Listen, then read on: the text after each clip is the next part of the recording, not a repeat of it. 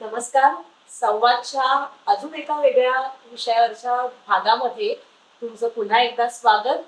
आणि आजच्या भागातले आपले अतिथी तेच आहेत ज्यांनी आपल्याला शंखाबद्दल अतिशय छान माहिती सांगितली. शंखाबरोबरच त्यांचा रुद्राक्ष आणि शाळीग्राम या विषयावरचाही अभ्यास खूप गाढा आहे. आणि आज ह्या दोन गोष्टींबद्दलच आपण त्यांच्याकडनं माहिती किंवा त्यांच्याशी गप्पा मारणार आहोत. नमस्कार आनंद भिडेजी, तुमचं पुन्हा एकदा संवाद मध्ये स्वागत. तर शाळीग्राम म्हणजे नक्की काय? म्हणजे त्याचा पण जसा शंखाचा विष्णूशी संबंध आहे तसा शाळीग्रामचा सुद्धा विष्णूशी संबंध आहे का? हो, शाळीग्राम म्हटलं ना की समोर ते विष्णू रूपच आहे, आपण ते मानतो आणि ते विष्णूची पूजा आपण करतो. तशीच शाळीग्रामाची पूजा करतो म्हणजे विष्णूची पूजा करतो असं आपल्याकडे वेगळ्या पुराणांमध्ये किंवा वेदांमध्ये आपल्याकडे तसा उल्लेख आपल्याला सापडतो. त्याच्या मागे पण आख्यायिका वेगळी आहे की विष्णूंनी ते शाळीग्राम रूप कसं धारण केलं किंवा ते कसं आलं त्याची एक आख्यायिका वेगळी आहे आणि तो एक मोठा प्रवास आहे. आणि मग त्याचं तुळशी बरोबर लग्न कसं जोडलं गेलेलं आहे. म्हणजे आता नुकतंच आपल्याकडे आता दिवाळी झाली आणि आता तुळशीचं लग्न आहे. तर तुळशी विवाहामध्ये तुळशीचं आणि विष्णूचं म्हणजे शाळीग्राम असं लग्नामध्ये तो भाग असतो. आणि मग ते विधी असतो. तो विधी आपल्या लग्नाच्या विधीसारखेच ते विधी केले जातात. आणि मग त्याच्यामध्ये वेगवेगळ्या प्रकारचे जे मंत्र असतील किंवा त्याच्यामध्ये जपजापे आहे, वेगवेगळी जी धार्मिक प्रोसिजर आहे ती फॉलो करून तुम्ही तिथे ती पूजा आणि ते विवाह तुम्ही संपन्न करू शकता.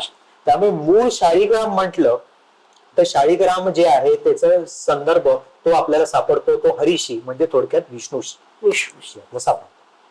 पण ते हे नक्की कशा प्रकारामध्ये असतात किंवा ते कुठे सापडतात किंवा शाळीग्राम हे परंपरागत येतात का? किंवा कधी कोणाच्या असं मनात आलं मला पूजायचं आहे म्हणून घरात आणला पूजला असं, ह्याच्याबद्दलही काही नियम किंवा काही आहे का? हो, शाळीग्राम कसं आहे, आपण शाळीग्राम पूजेमध्ये आपण देवघरामध्ये ठेवतो. त्याची पूजा करताना चंदन तुळस यांनी त्याची पूजा केली जाते. आता आपल्याकडे शाळीग्राम हा फक्त नारायणी नदी म्हणजे थोडक्यात गंडकी नदी तुम्हाला माहिती असेल नेपाळमध्ये, तर तिथे हा शाळीग्राम मिळतो. आता शाळीग्राम त्याचं एक क्षेत्र आहे, त्याचा एरिया आहे. आता तो संपूर्ण तो शाळीग्राम किंवा तो क्षेत्र घेतलं नेपाळमधलं ते घेतलं तर तो 108 किलोमीटरचा तो एरिया आहे. आणि या 108 किलोमीटर मध्ये एक 6 किलोमीटरचा टप्पा आहे, त्याला मुक्ती क्षेत्र असं नाव त्यांनी दिलेलं आहे. That is said to be the centre point. म्हणजे आपण म्हणतो ना मेन फोकस पॉइंट जो आहे तो सेंटर पॉइंट आहे, तर ते मुक्ती क्षेत्र आहे. मुक्ती क्षेत्रापासून हा 108 किलोमीटरचा मोठा परिसर जो आहे गंडकी नदीचा किंवा नारायण नदी आपण त्याला म्हणू, त्या नदीचा जो परिसर आहे त्याच्यामध्ये हे सगळे शाळीग्राम शिला म्हणजे मोठमोठाले पर्वत किंवा स्टोन्स, थोडक्यात तो एक दगड आहे, स्टोन आहे. ते छोटे नसतात? नाही, मोठे शिला असतात त्या. अच्छा, मोठ्या असतात. शेवटी त्याचे आकार म्हणजे आपण म्हणतो ना की एखाद्या आपण नदीकाठी गेल्यानंतर आपल्याकडे छोटे दगड पण मिळतात, मोठे दगड पण मिळतात. ज्याला आता आपण त्याला दगड हा शब्द संबोधित करणं चुकीचं आहे, म्हणून त्याला आपण शिला असं म्हणतो. म्हणून ती शाळीग्राम शिला असं जी म्हटली जाते. आणि ती शाळीग्राम शिला जी आहे ती वेगळ्या वेगळ्या फॉर्मॅटमध्ये तुम्हाला तिथेच सापडते. फक्त गंडकी नदीमध्ये, फक्त गंडकी नदीमध्ये ती शाळीग्राम शिला आपल्याला सापडते. आता तुम्हाला पूजा करायची असेल किंवा त्याचं काही पुढे देवारामध्ये ठेवायचं असेल तर तुम्ही जेन्युइन दुकानामध्ये जाऊन तुम्ही तो शाळीग्राम विकत घेऊ शकता. शाळीग्राम घेतल्यानंतर तो स्वच्छ करून त्याची पूजा करण्यासाठी देवारामध्ये तुम्ही त्याला स्थापित करा. त्याला चंदन, पांढरी फुलं, तुळस, मेन म्हणजे तुळस, कारण तुळशीची प्रिय आहे, विष्णुप्रिय आहे. तुळस जी आहे ती विष्णुप्रिय आहे, त्यामुळे तुळस अर्पण करा. आणि असं करून तुम्ही त्याची पूजा तुम्ही करू शकता. आपल्याकडे पारंपरिक म्हणजे आपण म्हणतो ना की अँसेस्ट्रल परंपरागत आपल्याकडे शाळीग्राम पण लोकांकडे पूजन केलं जातं आणि पुढच्या पिढीला ते दिलं जातं. म्हणजे त्यांच्या देवारामध्ये ते स्थापित केलं जातं आणि त्याप्रमाणे त्याची ती पूजा केली जाते. आता याच्यामध्ये डूज अँड डोंट्स भरपूर आहेत, पण त्या सगळ्या बऱ्याचशा गोष्टी मौखिक आहेत. कुठल्याही ग्रंथामध्ये किंवा कुठल्याही वेदांमध्ये असं काही स्पेसिफिक आपल्याला त्याचा उल्लेख सापडत नाही नाही. की पूजा कशी करावी किंवा कोणी करू नये कोणी करावी असं काही रेफरन्सेस सापडत नाहीत. परंतु ज्या मौखिक गोष्टी आपल्याकडे सांगितल्या आहेत आणि ज्या पिढ्यानपिढ्या आपल्याकडे चालत आलेले आहे त्या पद्धतीने त्याचं जे पावित्र्य आहे त्याचं जे पद्धतीने पूजा करणं गरजेचं आहे तर ते आपण सांभाळून त्याची पूजा करावी. म्हणजे कुठल्याही देवतेची पूजा करताना हे पावित्र्य जे आहे ते पावित्र्य सांभाळणं ऑफकोर्स ते करणं गरजेचं आहे. आता जसं आपण मागच्या भागामध्ये बघितलं शंखांचे खूप सारे प्रकार आहेत. हो. तसं शाळीग्राम पण त्याचेही खूप प्रकार आहेत का एकच प्रकार? आणि शाळीग्राम म्हटल्यानंतर सर्वसामान्य लोकांना माहितीये की एक एलॉंगेटेड शेप मध्ये म्हणजे ओव्हल शेप मध्ये काळ्या रंगाचा दगड आपल्याला मिळतो गोल तो म्हणजे शाळीग्राम आणि गुळगुळीत असतो सगळ्यात जास्त. तो हा शाळीग्राम असं ऑलमोस्ट बऱ्याचशा लोकांना तसंच माहिती आहे. किंवा त्यातल्या त्यात काही लोकांना थोडस जर अभ्यास केला तर माहिती असेल तर एक चपटा मिळतो ज्याच्यावर अशा खाचा असतात. तो आयदर 2 फॉर्मॅट मध्ये मिळतो किंवा एका फॉर्मॅट मध्ये पण मिळतो. म्हणजे आपलं सुदर्शन चक्र कसं असतं ना विष्णूचं सुदर्शन चक्र तुम्ही बघितलं असेल तर त्याच्या ज्या रेषा आहेत किंवा त्याच्या जे काही खाचा आहेत त्या खाचा तशा त्या फॉर्मॅट मध्ये तुम्हाला त्या सापडतात जे कॉमन आहे. परंतु ह्याच्या व्यतिरिक्त जवळजवळ 60 ते 70 वेगवेगळे प्रकारचे शाळीग्राम आपल्याला मिळतात. म्हणजे त्याच्यामध्ये पांढऱ्या रंगाचे मिळतात. म्हणजे जसं काळ्या रंगाचा ओरिजिनल मिळतो तसं पांढऱ्या रंगामध्ये निळ्या रंगामध्ये हिरव्या रंगामध्ये किंवा काही जे शाळीग्राम असतात त्यांना वेगवेगळ्या प्रकारचे मध्ये मध्ये होल्स असतात दगड असतात. आता ते जे भोक असतात त्या भोकाला पण एक प्रकारचा शेप असतो आकार असतो. म्हणजे त्याला गदेचा आकार असतो त्याला शंखाचा आकार असतो त्याच्याकडे सुदर्शन चक्राचा आकार असतो. त्याला विष्णूची विष्णूचीच आयुधा आली त्यामुळे त्या रेफरन्स सगळं तिकडे चाललं तिथे. आता ते जी भोका आहे त्याला आपल्या त्या धार्मिक ह्याच्यामध्ये त्याला मुख असा शब्द वापरलेला आहे. त्यामुळे मग त्या शाळीग्रामामध्ये किती मुख आहेत त्या मुखांचा किती आकार आहे तो किती प्रमाणामध्ये आहे त्याच्याप्रमाणे त्याचं वर्गीकरण केलं जातं. मग ते 2 मुखी आहे 3 मुखी आहे 4 मुखी आहे त्याप्रमाणे त्याचं वर्गीकरण किंवा त्याच्यामध्ये आपल्याला गोल्डन पार्टिकल्स पण सापडतात काही काही शाळीग्रामामध्ये. म्हणजे तुम्हाला मी जसं म्हटलं तसं की जसं दगड याला आपण अप्रोप्रिएट वर्ड धार्मिक शाळीग्राम हा तो शिला शब्द वापरतो तसं ह्याला मुख हा शब्द वापरलाय आणि त्या मुख वरनं तो आयडेंटिफाय होतो की मग तो कुठल्या प्रकारचा शाळीग्राम आहे. मग त्याला देवधर शाळीग्राम आहे हिरण्यगर्भ शाळीग्राम आहे हरिहर शाळीग्राम आहे वेगवेगळे. म्हणजे थोडक्यात विष्णूचीच वेगवेगळी रूपं आणि वेगवेगळी नावं जी आहेत त्या नावाने तुम्हाला ती शाळीग्राम सापडतील. पण हे जे तुम्ही मुख म्हणताय किंवा आकार म्हणताय तर हे थोडी शिल्पकार किंवा असं त्याच्यावर करतात कोरीव काम की ते नैसर्गिक कोणी त्याच्यावर कोरीव काम करत नाही. नैसर्गिक कोणी त्याच्यावर कोरीव काम करत नाही. आता ह्याच्यामध्ये पण आपल्याकडे 2 स्टोरीज आहेत. काही तुम्ही भागवत पुराण घेतलं विष्णू पुराण घेतलं तर त्याच्यामध्ये तुम्हाला रेफरन्स असा सापडतो की 2 भाऊ होते त्या 2 भावांचं भांडण झालं त्या भावांच्या भांडणातनं पुढे जन्म त्यांचं भांडण चालू राहिलं आणि चालत असतानाच एक वेळ अशी येते की त्यातला एक भाऊ मगर असते आणि एक हत्ती असतो. परत त्या दोघांमध्ये भांडण होतं आणि मग फायनली भगवान विष्णू तिथे प्रकट होतात आणि ते त्यांचं युद्ध संपवतात आणि ते युद्ध संपवताना ते सुदर्शन चक्र तिथे चालवतात आणि त्याच्यातनं ते सुदर्शन चक्र जे आजूबाजूच्या शिलेला जेव्हा जे आपटलं त्याच्यामुळे जे मार्किंग्स आले ते हे मार्किंग्स किंवा मुख असा एक स्टोरी आपल्याला सापडतो. एक रेफरन्स त्याच्या व्यतिरिक्त असा आपल्याला एक रेफरन्स सापडतो म्हणजे त्या स्टोरीज मध्ये असं एक आहे की एक दैत्य आहे राक्षस आहे विष्णू भक्त आहे विष्णूची त्यांनी तपस्या केलेली आहे. विष्णू त्या समोर प्रकट होतात. प्रकट झाल्यानंतर ते त्याला विचारतात की तुला काय वरदान हवंय तू माग माझ्याकडे वरदान मागितल्यानंतर ते वरदान मागतात की बाबा तू सदैव माझा तुमचा आशीर्वाद असून दे प्रिय असून दे वगैरे वगैरे. परंतु शेवटी तो दैत्य आहे त्यामुळे त्याच्या मनामध्ये एक क्षणभर का होईना भावना निर्माण होते की ते विष्णूचं छान मुलायम रूप बघून त्यांना खावंसं वाटतं आणि मग ते विष्णूला खास होतं, म्हणजे विष्णूचं जे तेज त्याचं हे बघून प्रकट झाल्यानंतर बघितलं त्यांना असं वाटतं की आपण तो एक असं त्याला मासाचा गोळा आणि शेवटी त्याच्यातलं दैत्य शेवटी दैत्य असल्यामुळे कुठेतरी 1% तो आला असेल, पण तो ते कबूल करतो की देवा माझ्या मनात हे आलं, हे चुकीचं आहे, हे मी पण मानतो, परंतु हे माझ्या मनात हे इच्छा प्रकट झालेली आहे, ती ही माझी इच्छा पण तू पूर्ण कर. मग विष्णू त्याला आशीर्वाद देतात की मी काही जन्मानंतर ह्या फॉर्मॅटमध्ये शिलारूपामध्ये येणार आहे.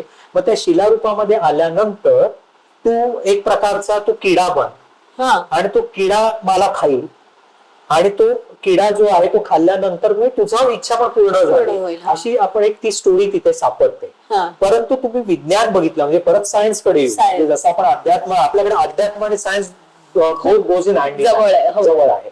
तर विज्ञान बघितलं तर तो खरंच असा एक क्रिकेट नावाचा किडा आहे. क्रिकेट नावाचा किडा आहे. तो किडा हा दगड पोखरतो आणि त्याचे दात बघितले तर त्याचे दात एवढे स्ट्रॉंग आहेत, म्हणजे त्याचे डायमंड रूप दात आहेत. त्याच्यामुळे हा जो शिला आहे किंवा आपण म्हणू हा जो दगड आहे हा तो पोखरतो आणि तो दगड पोखरडा सोपं नाहीये आणि तो हे वेगवेगळे आकार निर्मिती तयार करतो. परंतु त्याच्यातली परत आध्यात्मिक बाजू तुम्ही बघा की ते पोखरताना ऍट्रॅन्डम तो पोखरत नाही. ते पोखरताना त्याची जी रचना आहे ती जी विष्णूची आयुध आहेत त्याच्या रचनेप्रमाणे तो पोखरतो. हा चमत्कारच आहे, निसर्गाचा म्हणा देवाचा म्हणा चमत्कारच आहे. म्हणून मग ती शाळीग्राम वरची जी वेगवेगळी जी मुख आहेत, या मुखांचा आकार किंवा त्याच्यात आतलं जे स्ट्रक्चर आहे त्या स्ट्रक्चरचा आकार हे आपल्याला भगवान विष्णूंची जी वेगवेगळी जी आयुध आहेत त्या आयुधांच्या आकारामध्ये तुम्हाला ते सापडतात. आणि मग हे सगळे वेगवेगळे जे शाळीग्राम आहेत हे शाळीग्राम आपल्याला तिथे सापडतात. ते आल्यानंतर तुम्ही परत रेग्युलर त्याची पूजा करा. तो शाळीग्राम घेताना तुम्ही व्यवस्थित घ्या, कारण आजकाल आर्टिफिशियल शाळीग्राम पण मिळतात. पीओपीचे, प्लास्टर ऑफ पॅरिसचे, वेगवेगळ्या मटेरियलचे पण शाळीग्राम बनवले जातात. त्या वेगळ्या प्रकारची त्याच्यावर शाईन दिली जाते, चकाकी करून दिली जाते, किंवा हे जे मार्किंग्स आहेत ते मार्किंग्स खोटे मार्किंग्स पण बनवले जातात, करून दिले. मग त्याच्यावरनं तुम्हाला खरा त्या खोटा एक तर तुमच्या नॅचरल हाताला बघूनच किंवा त्याच्या नजरेवरनच आपल्याला लगेच कळतं की. तर मग हे वेगवेगळ्या प्रकारचे जे शाळीग्राम आहेत ह्या शाळीग्राम तुम्ही ओळखून बघायचे असतात की मग त्याच्यातले फेक कुठले आहेत, खरे कुठले आहेत. जसं तुम्हाला मी म्हटलं तसं की गोल्ड अँड सिल्वर टेस्ट जी असते की ज्याच्यामध्ये गोल्ड पार्टिकल सापडतात, हे काही काही वेळेला त्याच्यामध्ये गोल्ड आहे असं दाखवण्यासाठी आपला गोल्ड कलर जो असतो तो रंग लावून पण तुम्हाला तो बाजारात विकला जातो. मग त्याच्यावरनं कळत नाही की तो खरा आहे का खोटा आहे. त्यामुळे शाळीग्राम घेताना हे तेवढ्या ह्या पॉसिबिलिटीज आपण चेक करून मग तुम्ही तो शाळीग्राम विकत घेऊ शकता. परंतु अजून तरी फेक शाळीग्राम मार्केटमध्ये ते त्याप्रमाणे कमी आहेत. म्हणजे तुम्हाला मी मागच्या एपिसोडमध्ये सांगितलं की जसे शंखांमध्ये फेक प्रकार भरपूर आले बाजारामध्ये किंवा दुसऱ्या पण काही अजून गोष्टी आहेत ज्याच्यामध्ये पण फेक आहेत, तसं शाळीग्रामामध्ये फेक असण्याची गॅरंटी त्या मनाने प्रमाण कमी आहे. हे सुद्धा जर कोणाला घ्यायचं असेल शाळीग्राम तर तुम्ही मदत करता किंवा म्हणजे मार्गदर्शन करता? हो, मार्गदर्शन करू ना आपण त्यांना कुठे घ्यायचं असेल. खरं आता शाळीग्राम परत मी कसं आहे की माझा संग्रह नाहीये, म्हणजे मी शाळीग्राम गोळा केलेले, मी त्याच्यावर फक्त अभ्यास केले, रिसर्च केला आहे. परंतु चांगले शाळीग्राम कुठे मिळतात ते मी त्यांना सांगू शकतो, किंवा त्यांच्या जिथे राहत असतील तिथे आजूबाजूला एखादं जेन्युइन दुकान असेल तर त्या जेन्युइन दुकानामध्ये जाऊन पण त्यांनी शाळीग्राम विकत घेता येतो. किंवा त्यांची ट्रॅव्हलिंग कोण करणाऱ्या असेल आणि खुद्द नेपाळमध्ये जाणं त्यांचा योग आला त्यांचा, तर तिथे जाऊन त्यांनी घेतलं तर फारच छान. पण एक खर्चिक बाजू आहे, ज्यांना तिथे जाऊन घ्यायचं असेल खर्चिक बाजू आहे. पण हे फॉर ट्रॅव्हलर्स म्हणजे जे जाऊन करणारे असतील त्यांच्यासाठीचा हा उपाय शक्य आहे. तर तसा हा शाळीग्रामाबद्दलचा तुम्हाला हे रेफरन्स तुम्हाला मिळून जातो. आणि त्याच्या व्यतिरिक्त आपल्याकडे द्वारका शिला आणि गोवर्धन शिला ह्याची पण तशीच पूजा केली जाते. म्हणजे विष्णू रूप म्हटल्यानंतर विष्णूची संदर्भ असलेल्या ह्या सगळ्या ज्या शिला आहेत ह्याच्या रेग्युलर बेसिसवर पण पूजन केलं जातं. आणि अशी आपल्याकडे धारणा आहे की शंख, त्याच्यानंतर शाळीग्राम, द्वारका शिला आणि गोवर्धन शिला ह्याचे जे पीसेस आहेत किंवा याचं जे आपण म्हणू की या ज्या शिलांचे छोटे पार्टिकल्स जे आहेत हे आपल्या पूजनामध्ये आपण एकत्रित ठेवून त्याची पूजा नियमाने केली तर ती लाभदायक ठरते. आपल्याकडे असं काही गोष्टी मौखिक सांगितल्यात आणि लिहून ठेवलेल्या आहेत, त्याप्रमाणे हा रेफरन्स तुम्हाला सापडतो. गोवर्धन शिलाचं जर बघितलं तर आता दिवाळीमध्येच त्याची पूजा केली जाते. म्हणजे गोवर्धन शिलाचं संपूर्ण परिक्रमा तिथे केली जाते आणि त्या परिक्रमेमध्ये जसं आपल्याकडे कैलास परिक्रमा आहे, नर्मदा परिक्रमा आहे, तशी गोवर्धन परिक्रमा पण आहे. आणि या गोवर्धन परिक्रमाचा जवळजवळ 35 किलोमीटरचा सर्कम्फरन्स आहे. आणि ही गोवर्धन परिक्रमा हे आता दिवाळीमध्येच केली जाते. दिवाळीमध्ये खूप मोठ्या प्रमाणामध्ये तिथे उत्सव साजरा केला जातो. तिथे वेगवेगळ्या प्रकारची पूजन केलं जातं, भोग चढवले जातात आणि एक छान तिथे संपूर्ण तो गोवर्धन पर्वत जो आहे तो सजवला जातो आणि परिक्रमा केली जाते आणि त्याचं पूजन केलं जातं. तर गोवर्धन शिला, या द्वारका शिला आणि आपलं शाळीग्राम, ह्या सगळ्याचं एकत्रित तुम्ही पूजन करून तुम्ही नित्यनेमाच्या ह्याच्यामध्ये डे टू डे लाईफ मध्ये करू शकता, पूजन करू शकता. मागे एकदा तुमच्याशी बोलताना तुम्ही काहीतरी म्हणाला होता की आता अयोध्येला रामलल्लाची मूर्ती जी आणली ती ह्याच कुठल्या शिलेपासूनच तो ह्या गंडकी नदीमधनं किंवा नेपाळमधनच हा मोठा शिला, जो मोठा पर्वत किंवा दगड जो भाग असेल तेवढा तो आणला आणि इथे त्याचं कार्विंग करून त्याचं मग ते कार्विंग करून त्याच्याबद्दल ते पण आपल्याकडे स्टोरीज युट्यूब आणि याच्यावर पेपरमध्ये आलं होतं की कार्विंग कोणी केलं आणि कशा पद्धतीने त्यांना किती वेळ लागला, त्याची स्टोरी सगळी आपल्याकडे आहे. तर ते परत श्रीरामाचं रूप आपण म्हणतो विष्णू परत म्हणजे ते त्याच शिलेमधूनच परत श्रीराम घ्या, भगवान श्रीकृष्ण घ्या, सगळी मत्स्य अवतारांमध्ये घ्या तुम्ही, परशुराम, सगळी ही आपली विष्णूचीच रूप आहेत. म्हणजे त्याच रूप शिलेमध्ये ते घडलं, मूर्ती घडल्या आणि ह्याच रेफरन्सेस मध्ये आपल्याला ह्या आध्यात्मिक स्टोरीज आणि ह्या सगळ्या गोष्टी आपल्याला सापडतात. काही मौखिक स्टोरीज आहेत, काही आध्यात्मिक स्टोरीज आहेत, काहींचे रेफरन्सेस आपल्याला सापडतात, काही पिढ्यानपिढ्या वर्षानुवर्ष चालत आलेल्या स्टोरीज आहेत. त्यामुळे ते आपण पुढे तुमच्या बोलण्यामधनं आता एक गोष्ट प्रकर्षाने परत एकदा जाणवली अशी की धार्मिक आणि वैज्ञानिक दे गो हँड इन हँड. पण धार्मिक, तात्विक आणि आध्यात्मिक आणि वैज्ञानिक असं इतकं स्ट्रॉंग फाउंडेशन असलेला आपला सनातन धर्म आहे. परफेक्ट. म्हणजे आपल्याकडे काय झालेलं आहे की नवीन पिढीकडे, म्हणजे आपल्या आपण म्हणतो ना आई वडिलांकडे, आजी आजोबांकडे किंवा त्यांच्या ह्याच्याकडे पर्यंत हे ज्ञान भरपूर आहे. ते आता आपल्याला पुढे अजून पुढच्या जनरेशनकडे करायचं आहे. म्हणजे आता हे तुमचं पॉडकास्ट म्हणा किंवा हा माझा अभ्यास, शाळीग्राम रुद्राक्षांवरचा अभ्यास, शंखांवरचा अभ्यास हा मी छंद म्हणून करतो आणि ह्या छंदाचं रूपांतर माझं एकच ध्येय आहे की जास्तीत जास्त लोकांपर्यंत आपली संस्कृती, आपलं हे जे बेस आहे, हिंदू धर्माचा आपला जो बेस आहे, हा बेस जास्तीत जास्त लोकांपर्यंत पोहोचला पाहिजे आणि त्याचं अनुकरण पुढच्या पिढीने ते कंटिन्यू केलं पाहिजे. म्हणजे नव्या पिढीला त्यांना प्रश्न खूप असतात, तर त्यांना आपण हे सांगू शकतो की बाबा हे सांगोबांगी गोष्टी किंवा असं बेसलेस काही नाहीये, त्याला खूप स्ट्रॉंग फाउंडेशन आहे. धार्मिक, आध्यात्मिक आणि वैज्ञानिक असं तिन्हीचं खूप स्ट्रॉंग फाउंडेशन आहे.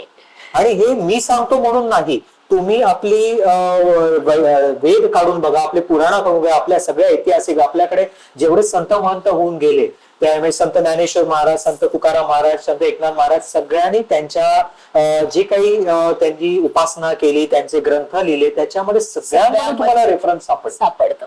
आणि भगवद्गीतेमध्ये तुम्हाला रेफरन्स सापडेल. आता यू कॅन चॅलेंज दॅट, म्हणजे तुम्ही पुराणांना तर करू शकत. त्यामुळे तो एवढा मोठा आपल्याकडे बेस आहे आणि एवढा आपल्याकडे त्याचा अभ्यास आहे, तर तो आणि जसं तुम्ही आता मगाशी ती गोष्ट सांगितली राक्षसाची की तू किड्याच्या रूपामध्ये येशील आणि आता तो किडा तर प्रत्यक्ष म्हणजे ऍज पर सायन्स आहे.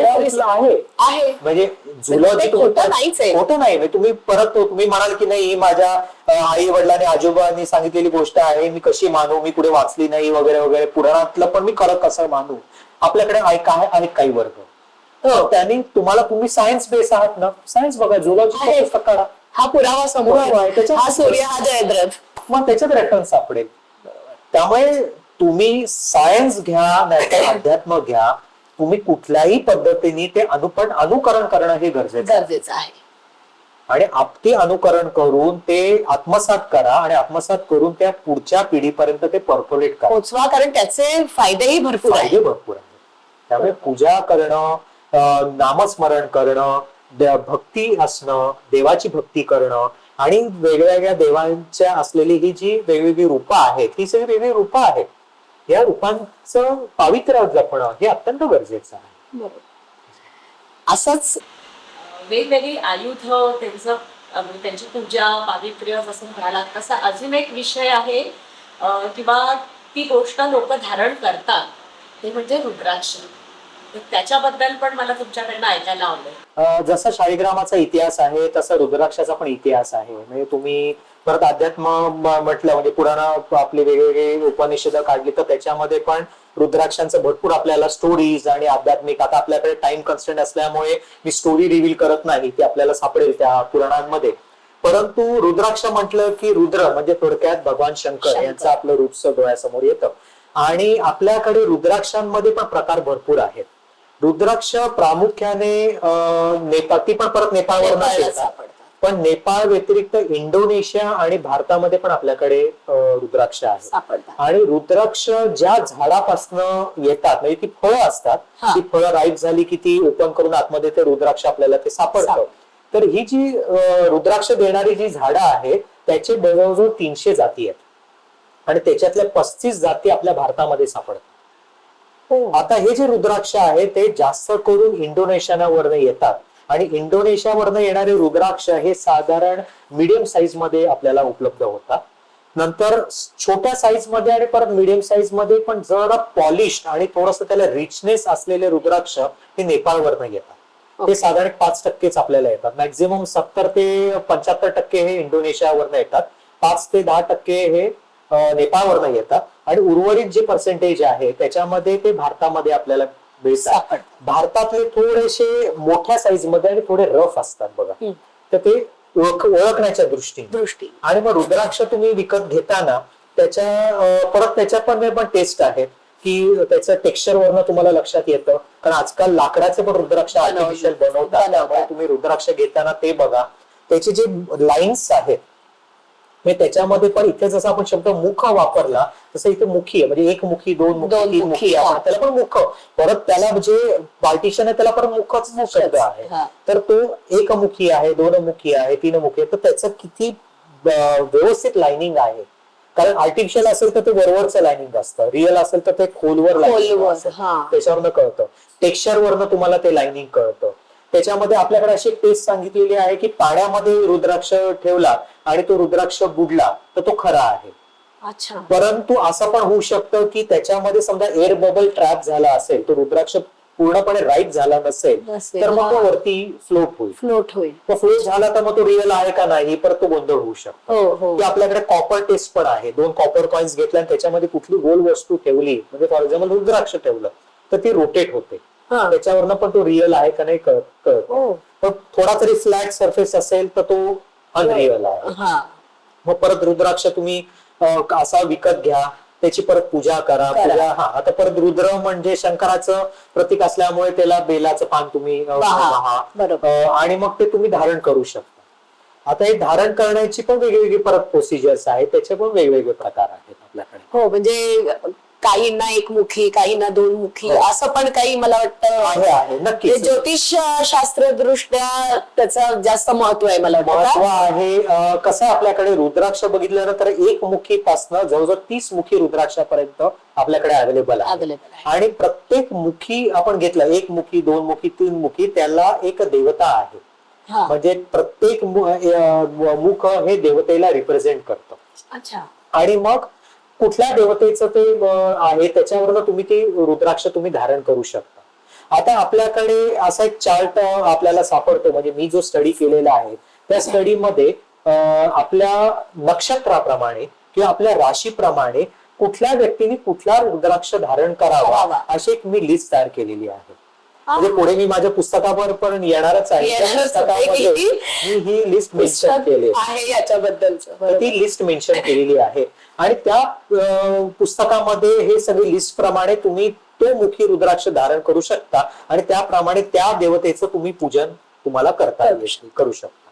तर हे जे मी आता पुस्तकाचा उल्लेख केला की आता मी जे आतापर्यंत शाळीग्राम आणि रुद्राक्ष या विषयांवर मी जो काय अभ्यास केलेला आहे ते परत आपल्या रसिक वाचकांसाठी हे श्री हरिहर या नावाचं पुस्तक उपलब्ध आहे बाजारामध्ये.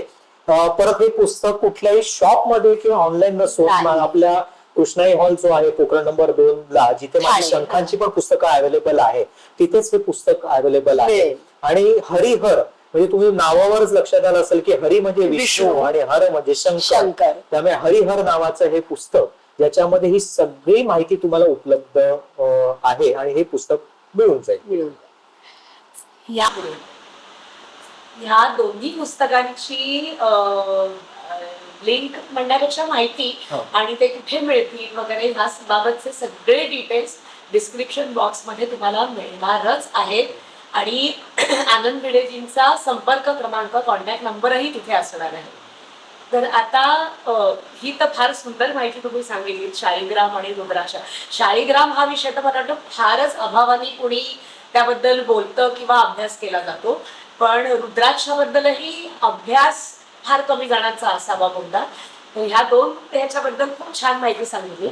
पण जाता जाता अजून एक तुमचा प्रोजेक्ट मी ऐकला आहे ज्याच्याबद्दल जाणून घ्यायला मला नक्की आवडेल. ते म्हणजे योगाभ्यासामधून व्यक्तिमत्व विकास. बरोबर? हो बरोबर. थोडासा आपण त्याला प्रॉपर वे मध्ये आपण तो मांडूया लोकांना, म्हणजे तो अजून छान कारण त्याच्याबद्दल सुरू आहे मला वाटतं पूर्ण लास्ट स्टेज मध्ये, म्हणजे तेच मी आता रिव्हील करतो. लास्ट स्टेज मध्ये आहे सगळ्या गोष्टी. प्रोसेस मध्ये तुम्ही म्हणता ते बरोबर आहे, इन प्रोसेस आहे, पण प्रोसेसचा अगदी आपण म्हणतो ना शेवटचा टप्पा गाठलेला आहे आणि ऑलमोस्ट तो आता लोकांपर्यंत लवकरच ते रिव्हील होईल सगळ्या गोष्टी.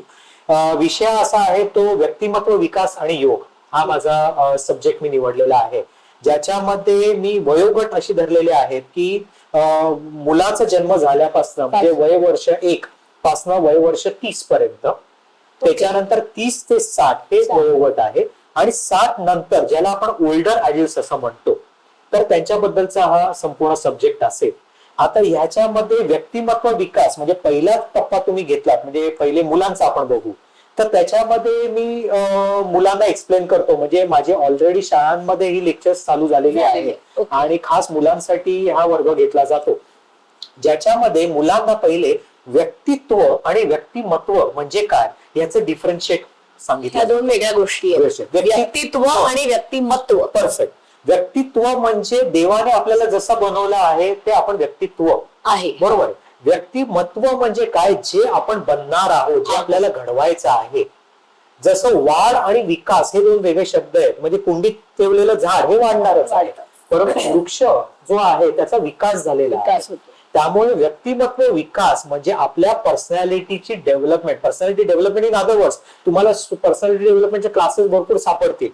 व्यक्तिमत्व विकास हा अगदी सोपा शब्द मराठी शब्द झाला, पण डेव्हलपमेंट एवढा, तर मग ती डेव्हलपमेंट कशा पद्धतीने मुलांनी करणं गरजेचं आहे.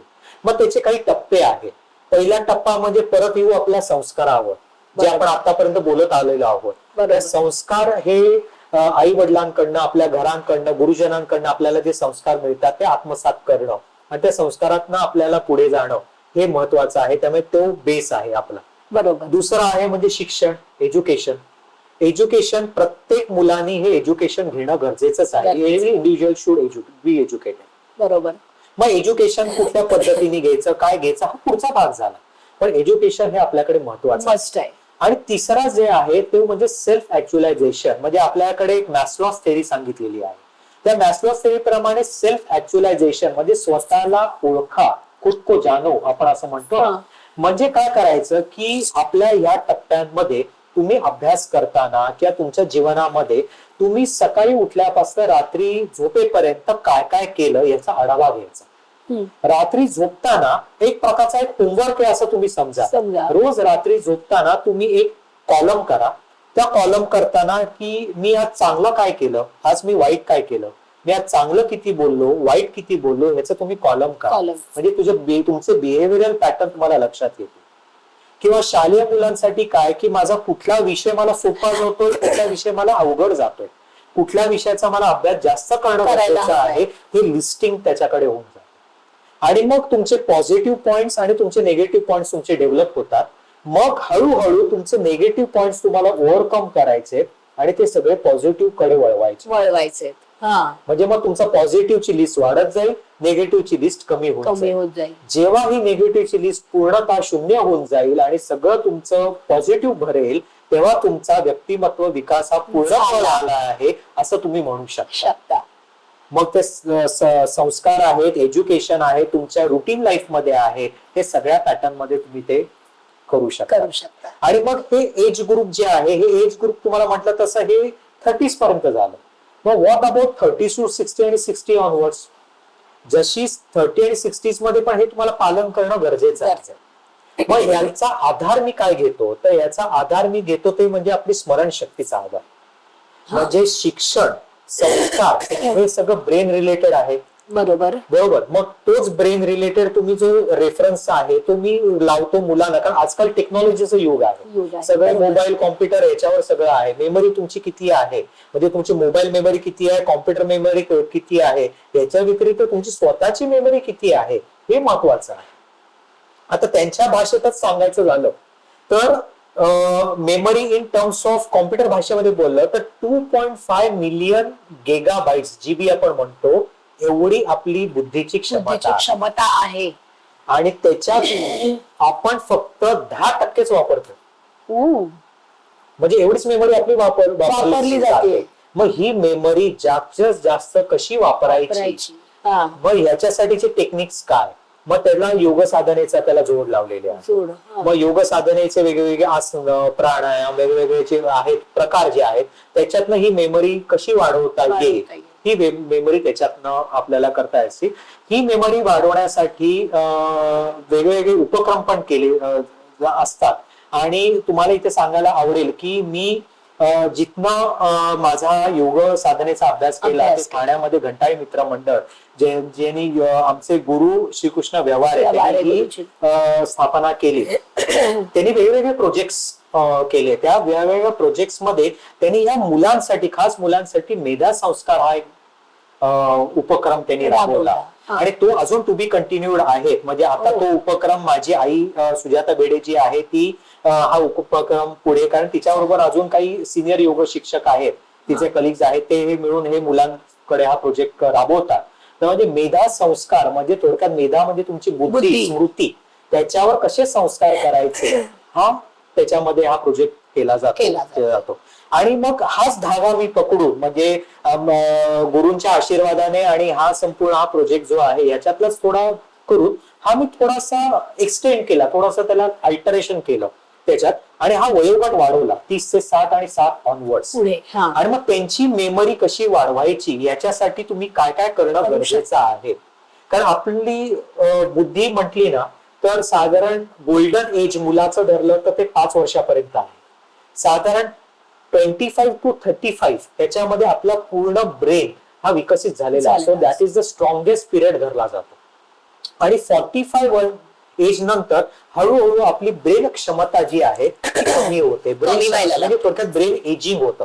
जसं शरीरचा एजिंग आहे तसं ब्रेन एजिंग. आणि ब्रेन एजिंगची तुलना तुम्हाला लक्षात घ्यायचं असेल तर आपल्या ब्रेन मध्ये वेगवेगळ्या प्रकारचे, आपण एक सोपं शब्दात सांगायचं झालं तर वायरी असतात आणि त्याचं कनेक्शन असतं. वायरीना त्यांना त्या भाषेमध्ये न्यूरॉन्स म्हटलेलं आहे. बरोबर. आणि ते न्यूरॉन्सचे पण कनेक्शन्स असतात. बरोबर. तर अशी लाखो आणि millions and trillions of neurons आणि त्याचे कनेक्शन्स आपल्या ब्रेन्स मध्ये असतात. आणि ही न्यूरॉन्स जशी जशी आपण मोठे होतो ते डेव्हलप होतात. जसं आपलं एजिंग चालू होतं तसं हे न्यूरॉन्स कमी होत जातात. मग हे न्यूरॉन्स कमी होत गेले की मग आपल्याला आपलं विस्मरण चालू होतं. आता हे न्यूरॉन्स किंवा एजिंग आपल्याला डिले करता येतं. म्हणजे साधारण आपण असं गृहीत धरू की आपलं एजिंग जे आहे ते एजिंग स्टार्ट झालेलं आहे आणि आपल्याला एखादा त्रास समजा जो 70 मध्ये होणार असेल तर तो वय वर्ष 80 मध्ये होईल किंवा 90 मध्ये होईल. तो तुम्ही योग साधनेप्रमाणे, मंत्रशास्त्राप्रमाणे किंवा वेगवेगळे नादशक्तीचा, जसं मी तुम्हाला शंखनादाचं केलं म्हणजे व्हायब्रेशन थेरपी जी आहे, याच्या वेगवेगळ्या गोष्टींमुळे तो तुम्ही एजिंग डिले करू शकता, लांबवू शकता. मग मी ह्या माझ्या प्रोजेक्ट मध्ये तो सांगतो मुलांना की त्या ह्या मोठ्या लोकांसाठी हे उपक्रम केले जातात. मग कारण सध्या एक मोठी महत्वाची समस्या म्हणजे डिमेन्शिया. परफेक्ट. हो, त्याच्यामध्येही याचा फायदा नक्कीच होतो. म्हणजे तुम्हाला सांगायला आवडेल की कमीत कमी दिवसभरामध्ये म्हणजे आपली प्रोसेसिंग क्षमता किती आहे, म्हणजे आपण कॉम्प्युटर पेक्षाही आपण स्ट्रॉंग किती आहोत, की 1016 प्रोसेसिंग आपण जे आहे, म्हणजे आपले जे आपण एखाद्या आपण कॉम्प्युटर चालवत असू तर कॉम्प्युटर करताना आपण जे प्रोसेस करतो तर आपली ब्रेन प्रोसेसिंग जी आहे ती पर सेकंद आपण 1016 प्रोसेसिंग एका सेकंदात आपण करू शकतो, which is faster than a computer. बापरे. त्याच्या व्यतिरिक्त तरी आपण कॉम्प्युटरवर अवलंबून असतो. त्याच्या व्यतिरिक्त आपल्या मनामध्ये जे विचार येत असतात त्या विचारांमध्ये जवळजवळ 50,000 थॉट्स म्हणजे 50,000 विचार आपल्या मनामध्ये दर दिवशी येत असतात. आणि असा रिसर्च झालेला आहे की त्याच्यातले 70% थॉट जे असतात ते निगेटिव्ह असतात. म्हणजे केवढा फरक आहे. म्हणजे आपल्याला त्या निगेटिव्ह, परत तुम्ही मॅस्लॉस थेअरीकडे जा की आपला निगेटिव्हचा जो कॉलम आहे तो 70% आहे, पॉझिटिव्ह थेअरीचा तो आपल्याला रिव्हर्स करायचा आहे. बरोबर. मग तुम्ही सांगा दिवसभरामध्ये 70% आपण निगेटिव्हच विचार करतो, पॉझिटिव्ह. म्हणजे आपण स्वतःला चॅलेंज घ्यायचं. मी माझ्या प्रोजेक्टमध्ये मग तो सांगतो की चॅलेंजेस स्वतःला कसे करायचे. मनामध्ये एक निगेटिव्ह थॉट आला की लगेच त्याच्या अगेन्स्ट 3 पॉझिटिव्ह थॉट तुमच्या मनामध्ये आले पाहिजे. हा तुम्ही अभ्यास चालू करा. तुम्ही चांगलं वाचा, चांगलं कुठेतरी लेक्चर तुम्ही अटेंड करा. गाण्याचे प्रोग्राम्स आहेत, वेगवेगळे मोठी लोक आहेत, मोठे आपल्याकडे सांगणारे तत्वज्ञान सांगणारी लोक आहेत, त्यांचे लेक्चर्स तुम्ही ऐका. पुस्तक वाचन करा. त्याच्यानंतर एक एक्सरसाइज दिला जातो, म्हणजे आपल्याकडे लेफ्ट ब्रेन आणि राईट ब्रेन. आपल्याकडे तुम्हाला सायन्स मध्ये सांगितलं की राईट ब्रेन आपल्या लेफ्ट साइड कंट्रोल करतो आणि लेफ्ट ब्रेन जो आहे तो राईट क्रॉस आहे. मग तुम्ही समजा राईट हँडेड असाल, म्हणजे तुम्ही राईट हँडनी लिहित असाल, रेग्युलर बेसिसवर प्रॅक्टिस करत असाल तर तुम्ही अधून मधून लेफ्ट हँडनी पण द्या, त्याला पण तुम्ही प्रॅक्टिस द्या. कारण तुमचं एक मोनोटोनस समजा लाईफ असेल की सकाळी उठलात, घरातली दिनचर्या पूर्ण केली की ऑफिसमध्ये गेलात, संध्याकाळी परत आल्यानंतर घरातली आवराआवरी केली की रात्री झोपलात, विषय दिवस संपला. मेकॅनिकल. मग हे चालू आहे, ठीक आहे, अराउंड एक 60s पर्यंत 70s पर्यंत इज ओके. पण त्याच्यानंतर काय? त्याच्यानंतर 70 नंतर 80 नंतर तुम्हाला काहीतरी क्रिएटिव्ह करायचं आहे, कारण रुटीन लाईफ संपलंय, पण तेव्हा मग शरीर साथ देत नाही आणि मेकॅनिकल रुटीन लाईफ संपून जातं. मग अशा वेळेला तुम्ही ही सराव चालू करा. योग साधनेमध्ये तेच सांगितलेलं आहे, किंवा तुम्ही रिलॅक्सेशन आहे. आपल्याकडे योग साधनेमध्ये पण भरपूर टप्पे आहेत. त्याच्यामध्ये भक्ती योग आहे, नादशक्ती आहे, मंत्र साधना आहे, तुम्ही जपजाप्य आहेत, वेगवेगळ्या मंत्रांचा त्याच्यामध्ये उच्चारण आहे, व्हायब्रेशनल थेअरीचा त्याच्यामध्ये वापर आहे. ह्या सगळी प्रोसेस करून आणि तुमच्या ब्रेनला वेगळ्या वेगळ्या प्रकारची ही चालना देऊन तुमचे दोन्ही ब्रेन्स जे आहेत हे तुम्ही ऍक्टिव्ह ठेवा. म्हणजे ओल्डर एज मध्ये जेव्हा तुमचा एक ब्रेन दमेल, थकेल, तेव्हा दुसरा ब्रेन कार्यरत राहील. कारण ऍक्टिव्ह ठेवेल. कारण निसर्गाचा एक नियम आहे, use it or lose it. बरोबर. तुम्ही एखादी गोष्ट वापरलीच नाही तर ती तुम्ही लूज केली. त्यामुळे या use it or lose it या आधाराच हा माझा प्रोजेक्ट आहे. आणि ह्या प्रोजेक्टवर मुलांसाठी, प्रौढांसाठी हे माझे लेक्चर्स आता चालू झाले. म्हणजे जसं तुम्हाला म्हटलं तसं शंख शाळीग्राम हा विषय जसा लोकांपर्यंत आध्यात्मिक दृष्टी म्हणजे आपली परंपरा वाढवण्यासाठी आणि आपली जी रिच्युअल्स आहेत ह्याच्यासाठी जे पुढे आहे, तसंच स्वास्थ्यासाठी, लोकांच्या हेल्थ कॉन्शियस साठी हा एक प्रोजेक्ट महत्वाचा आहे. अतिशय महत्वाचा आणि मुलांमध्ये आहेतच, त्याच्या व्यतिरिक्त प्रौढांसाठी आहे. जसं म्हटलं तसं डिमेन्शिया आहे तर प्रौढांसाठी तर मला वाटतं खूप जास्त महत्वाचं आहे. आणि ह्या संदर्भामध्येच माझं लिखाण चालू आहे आणि ऑलमोस्ट लिखाण पूर्ण होऊन अंतिम टप्प्याला ते पोचलं आहे. आता एक काही दिवसातच एक विचार आहे की ते पुस्तक रूपामध्ये ते प्रकाशित होईल. लवकरच ते लोकांना ते पुस्तक रूपामध्ये ते मिळेल तुम्हाला. ते म्हणजे ही सगळा प्रोजेक्ट जो आहे, ही सगळी माहिती जी आहे म्हणजे व्यक्तिमत्व विकास आणि योग, or in other words you can call it in science part मध्ये use it or lose it. की तुमचं शरीराचं जे वेगवेगळे हे आहेत गोष्टी आहेत किंवा तुम्ही मानसिकरित्या किंवा तुमचे थॉट्स जे आहेत ते थॉट्स तुम्ही कसे मोल्ड करायला गरजेचं आहे, निगेटिव्ह कडनं पॉझिटिव्ह कडे कसं वळायचं आहे, या संदर्भामध्ये हे पुस्तक असेल. आणि मग हे पुस्तक लवकरच बाजारामध्ये येईल, उपलब्ध होईल आणि प्रकाशित होईल असतो. त्यामुळे हा एक नवीन अपकमिंग प्रोजेक्ट आहे.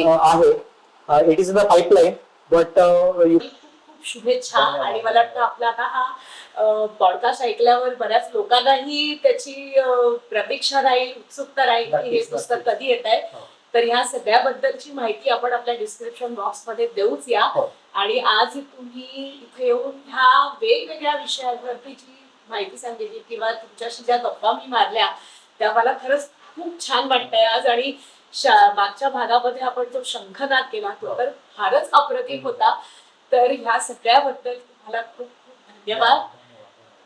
आणि प्रेक्षकांना पुन्हा एकदा विनंती की चॅनल संवाद चॅनल लाईक शेअर सबस्क्राईब करा. त्याच्यामध्ये एक बेलचं बटन असतं ते प्रेस करा म्हणजे नवीन नवीन माझे एपिसोड जे येतील त्याचं नोटिफिकेशन तुम्हाला मिळेल.